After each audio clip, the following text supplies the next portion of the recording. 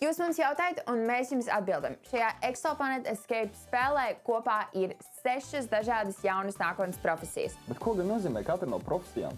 Un uz kādiem jautājumiem ir jāatbild, lai kļūtu par labu jomas speciālistu? To mēs šodien noskaidrosim, un mēs sāksim ar kosmosa klimatologu un biosfēras dizaineru. Rekur tavi 10 žetoni, un šeit ir mani met kauliņi. Kura ir lielākā ekosistēma uz Zemes? A. Lietusmežs, B. Tūkstnesis, C.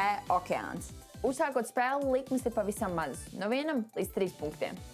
Ja atbildēji pareizi, tad banka dubultos tos punktus, bet ja atbildēji nepareizi, tad banka atņems to punktu. Pareizi atbildi C, tad es dabūnu vēl 3 punktus no bankas. Es zaudēju 3 punktus. Nu labi. No kā pārsvarā sastāv mākoņi uz Venēras?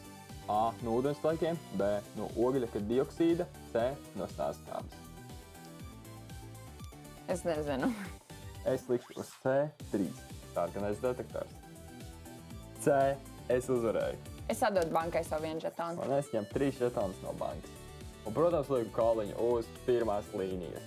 Emīl, man liekas, ka es esmu gatava iegūt savu pirmo darba līgumu. Bet tu esi pārliecināts, ka tu esi gatavs šķirties no 20 žetoniem?